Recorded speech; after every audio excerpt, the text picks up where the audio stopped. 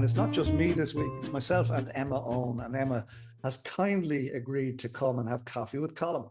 And she's going to talk to us about her experience at Pendulum Summit 2024. We were there a few weeks back in early January.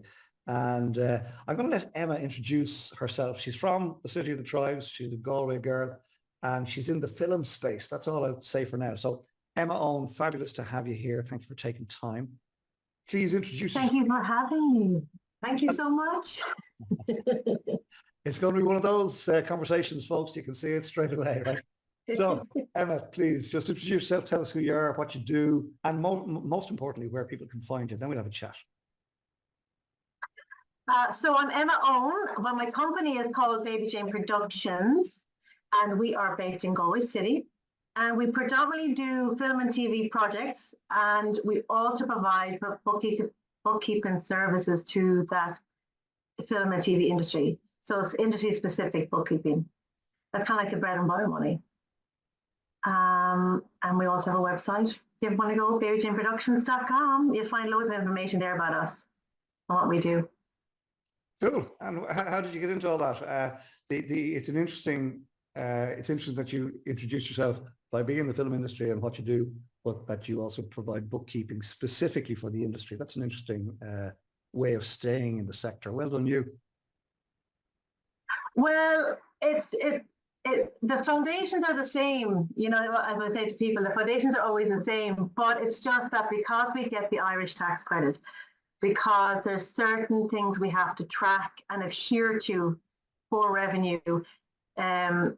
You know, if you worked in Duns, I always use Duns and people kill me, but if you worked in Duns and then you came as an accountant or bookkeeper and then came to our industry, it would feel overwhelming just for the terminology and just the way we do things. We have a lot more detail than most businesses. I hear you. I think it's great. I think it's a very intelligent way of approaching your work. Right, great stuff.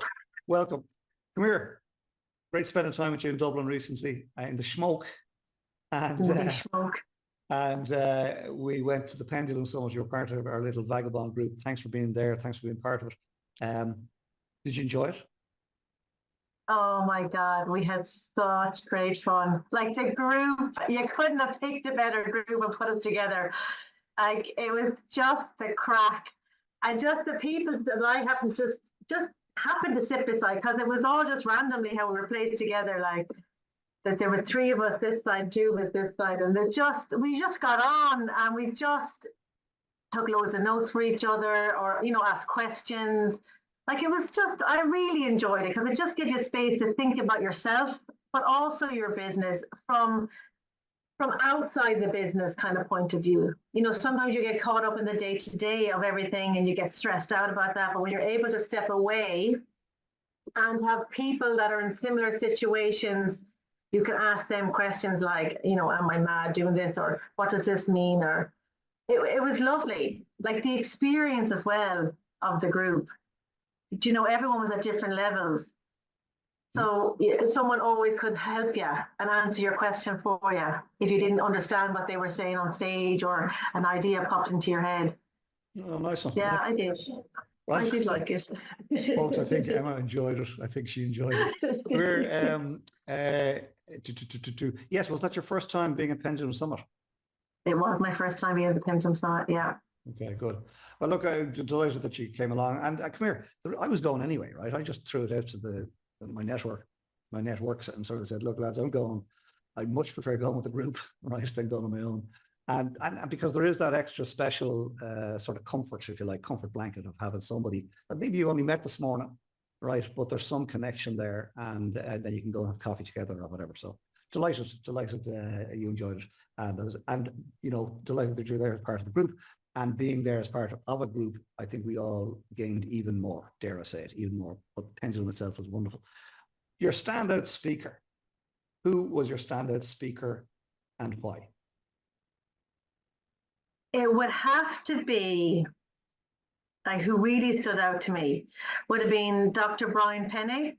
I hope I'm saying that right now. He was the man who had been an alcoholic, drug addict, I think he was. And he had an addiction, and he really he went all the way to the bottom, but then he brought himself all the way back up again. But doing that inner work, he really deep dived into himself and like put himself through university and then did PhDs and became a doctor. And then like that's why he really stood out to me. And he was Irish, so it was relatable to me as someone in Ireland that went through this and could change their life, like really turned it around. So that's why he stood out to me. But I mean, there was elements of other people obviously there, but he was the one that stood out to me. I hear you, and it's sort of an unfair question, right? However, no, it is, because we all experience the same speakers, right? But we all heard different stuff because of where we are at in our own selves, in our own lives. So I'm just curious what stood out for you, and Dr. Brian Penny stood out for you. That picture that he put up on stage of him at his lowest, and him, and he's that picture of health today, right? Picture of health today. But he put up these two photographs, folks, on stage behind him, and one of himself quite recently, picture of health, and one, and God bless him. Oh my God, talk about being at a low. Like unrecognizable, but really. Yeah. And as you say, he went in and did the deep work. Do you mind me asking, why is that important to you at this moment in time? Why, of all the speakers, his message spoke to you in particular, do you think? If you're happy to share. I think it's like you say, like where people are in their lives, at the section of life. Yeah, I'm in my 40s, and I feel like I'm in that space where you're questioning everything you've done up until this point. You're questioning whose voices are in your head. You're asking yourself, is this me?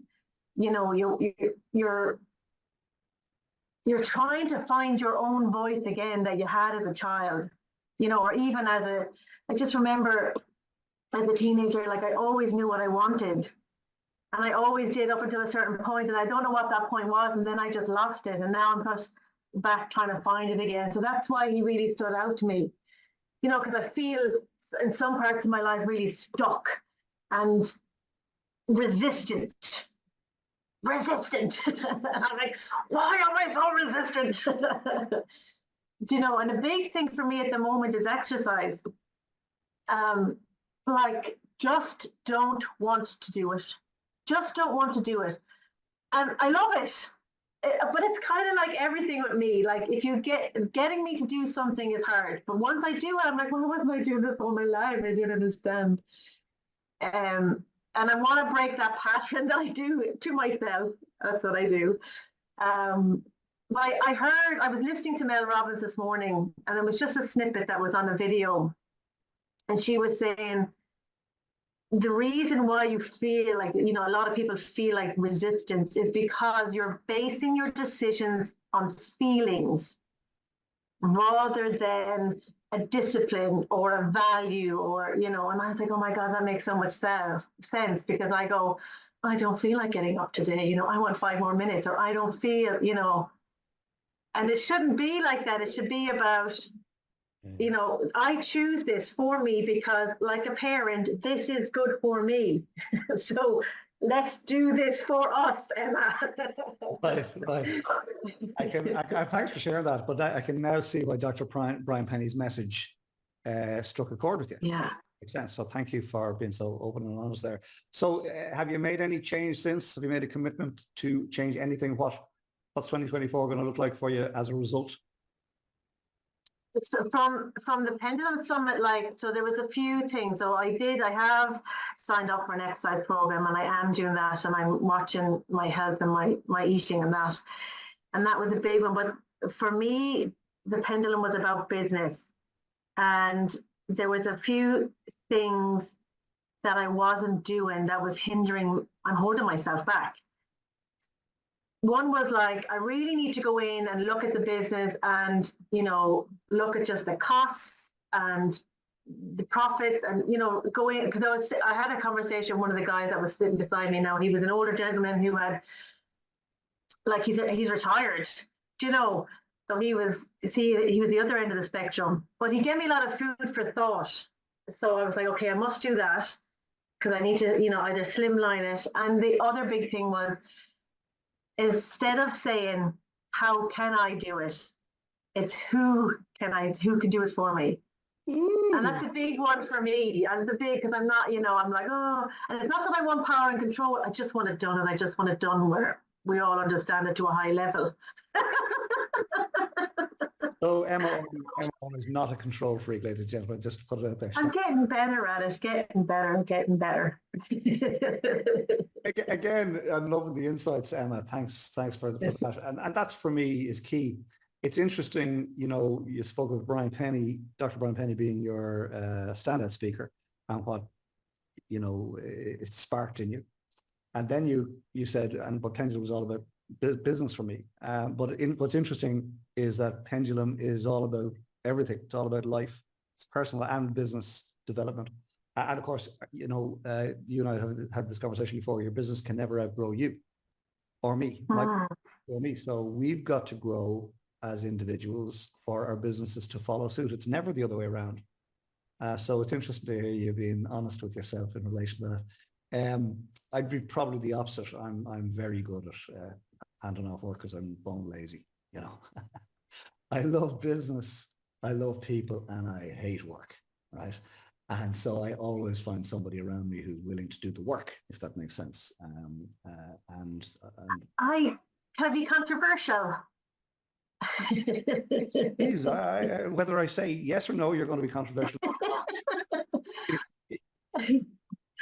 I do wonder, is it a male female thing? And I don't mean that in a nasty sense, but I mean, men are really good at handing off stuff, and women just aren't. Like, some women are. Obviously, there's exceptions to all the rules and generalizations that we make.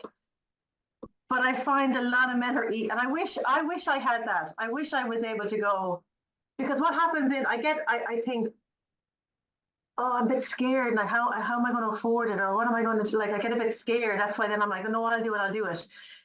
Whereas men are just, and then how do you know it's done right? Whereas I find men just go, just do it, and then show me, and we'll come back with you. Yeah.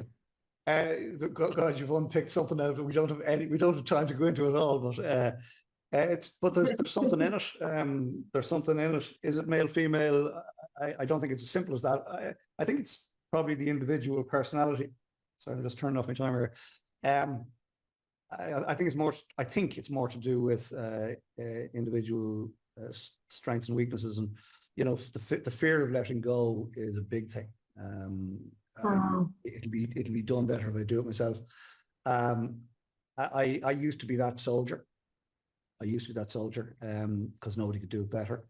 And then I realized that I was killing myself. And then I thought, that's what happens, yeah. I don't want to kill myself. So I've let go. And over the years, I have found many, many, many people who do it far better than I do anyway. Makes me sick. Right? But I've also found many people who don't do it quite the way I would do it. In fact, I read years ago, I should say, that you can't hold somebody accountable for results if you supervise methods. Right? In other words, if they don't do it exactly the way I would do it, well, then they're wrong. That's not true. Are they producing the result that I want, or as good a result as I'm willing to accept? And so for me, the answer has always been, I would much sooner somebody else do it. But if they screw it up, right, it's my responsibility, and I got to swoop in and fix it.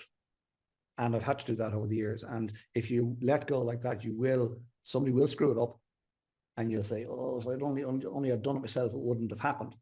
But in my world, Emma, and I would recommend you consider this, it's always better to have somebody else do it, because you swoop in once in 100 times. Get the 99 times free to be creative, if that makes sense. And I hope that, that's just my response to your dilemma. For your dilemma, Emma. Oh, God. Come here. Would you go again, do you think, to Pendulum?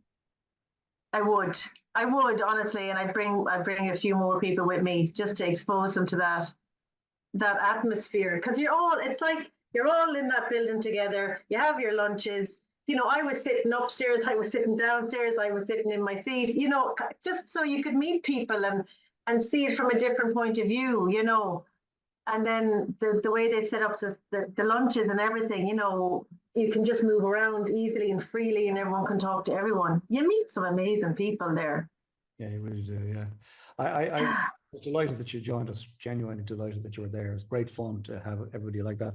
And I liked exactly how you described it there. We were all free to go and do whatever and be who we are in this environment. And everybody was there to learn, and everybody was there to be of service to others. If the question was asked, it was answered best people could. So looking forward to you coming back next year, and we'll go again. And as you say, we'll bring some more people with us. But in the meantime, we got to make those changes. And I want to wish you the very best for 2024.